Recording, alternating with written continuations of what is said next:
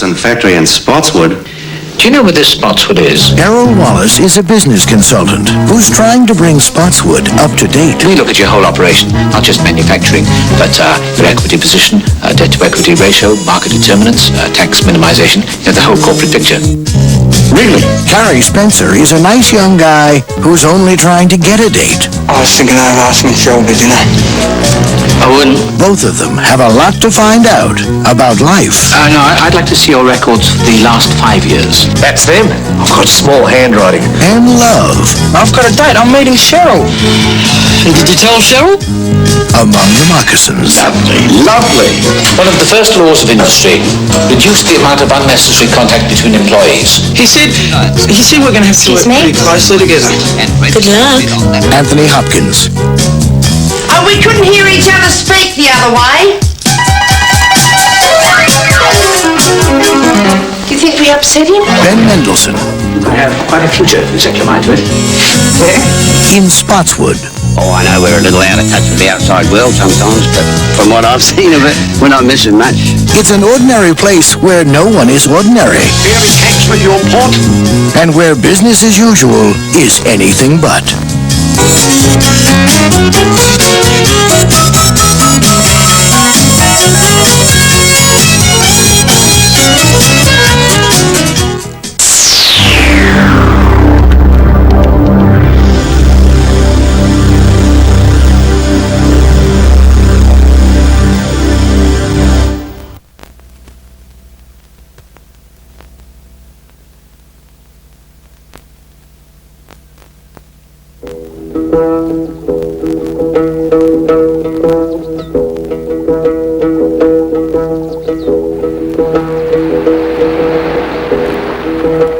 A young woman on vacation remembers her childhood. An idyllic time when her family lived in a wild and untamed land of beauty.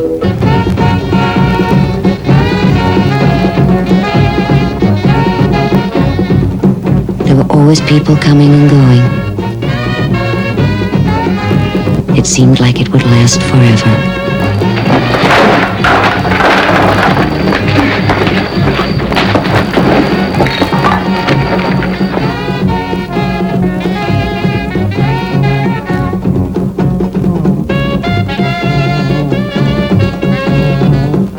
Chocolat from Orion Classics.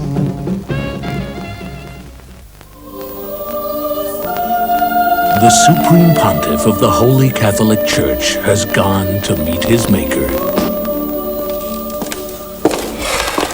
Pope's dead. Can a man be found to fill his shoes? Yeah, there is such a man. He's 5'10", beautiful guy, very photogenic. How about that? A man who speaks 20 languages and keeps cool in a crisis. Better read this. Check this out. You've been made Pope, Billy. What? He's a natural. But I'm only a priest. I'm not even a cardinal. I mean, this guy was born Pope. You got the wrong guy. But in the Vatican, evil forces are at work. Who is responsible for this? How can we be certain? This country bumpkin will not poke his nose into our own dear Vatican bank. There's nothing on it. It's blank. That's all right. We'll take care of the rest. Is that a fact? The bank. It's closed. Kill him. How come you never married the guy who was the father of the child? He was yours. The Pope must die by bullet, by bomb, by fish. The God Squad is no match for a hit squad. Did I ask to be Pope? I don't think so. Herbert Robb, Adrian Edmondson, John Sessions, Beverly D'Angelo, and Robbie Coltrane. The Pope must die. Oh, that's it. Why don't you come home? Honey, why'd you call him Drop Dead Fred? Because that's his name, Daddy. Like many small children, Lizzie had an imaginary playmate. Drop Dead Fred is going to teach me how to cook today. Someone she could talk to. Sugar? Yeah. someone she could share with. Oh, Grandma Bun! Someone who would never let her down. No more Drop Dead Fred. Period. Now Lizzie is all grown up. To us. And when her perfect life fell apart, Charles, I lost my money, my car, my husband. she didn't get mad. Drop Dead Fred. She got Fred. What, who dropped dead? Drop Dead Fred is this imaginary friend that I had as a child, and he's back. And everybody has strange friends, even you must. But all mine are alive. Well, that's not saying much. It's no wonder Charles left you. Haven't got a husband, got a stupid haircut. You see, you just don't know how to make a marriage work. Well, let's get Charles back then. I'll help you. Let's just behave ourselves. Get up. Oh, Pandit. He's back Yeah, well, what's wrong with that? Nothing, except you're ruining my life. to show her no matter how bad things look now, Peekaboo. they can always get infinitely worse. Drop Dead Fred was way out of control. Have I got him? You're dead, little man. Nobody there. It's because he's invisible. Idiot! I don't want an imaginary friend anymore. Right, that's it. I hate you. Ow! Goodbye forever. Drop Dead Fred. Well, what does that taste like? Every child should have one, especially when she grows up.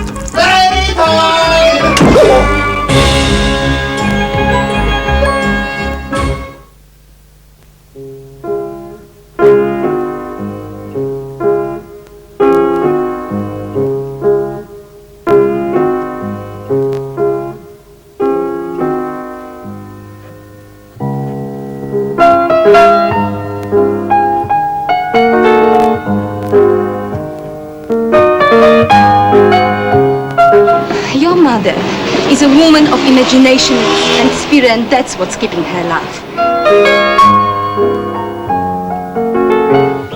Mum, we're all worried about you.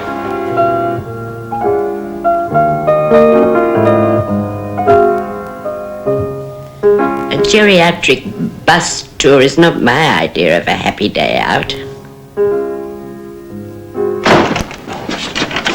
You try and come in and I'll kill you. What's the matter, Martha? What's going on? Come on, don't be silly, Mum. Open the door.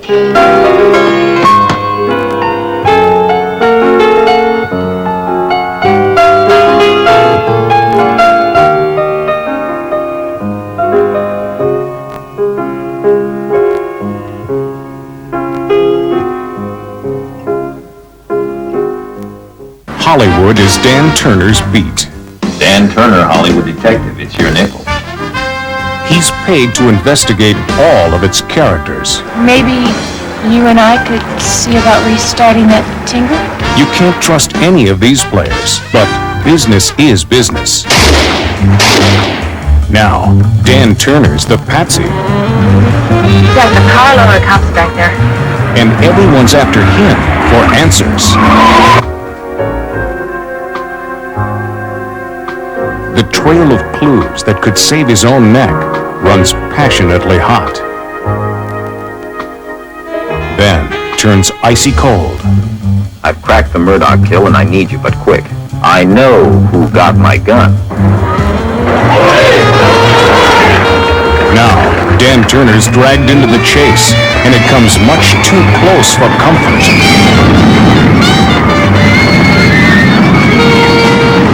Dan Turner, Hollywood detective, in the Raven Red Kiss-Off.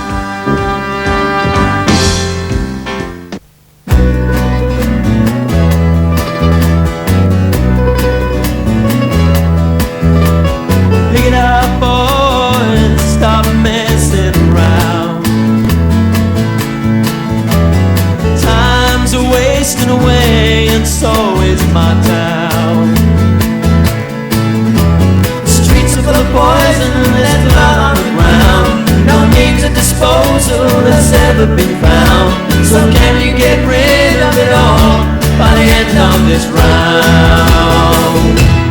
Take a load and throw it away down the road to the end of the day. Out of mind, out of sight, before you can say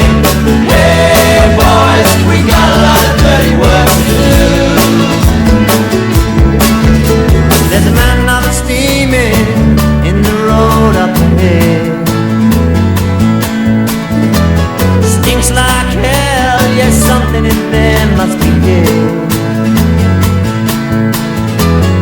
Looks like someone threw it off the back of a truck. There's so much to it, we can't clean it up. I'm up to my neck in it all, but I could not give a damn. Take a look and throw it away down the road. To the end of the day, out of mind, out of sight. Before you can say, hey boys, we got a lot of dirty work to do.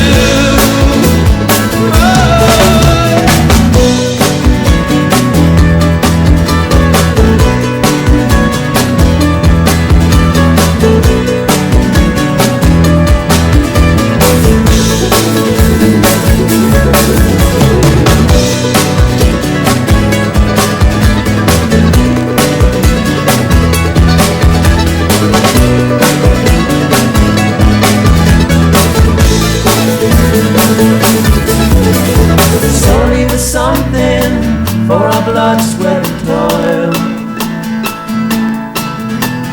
Leave it overnight, they say gratitude doesn't spoil.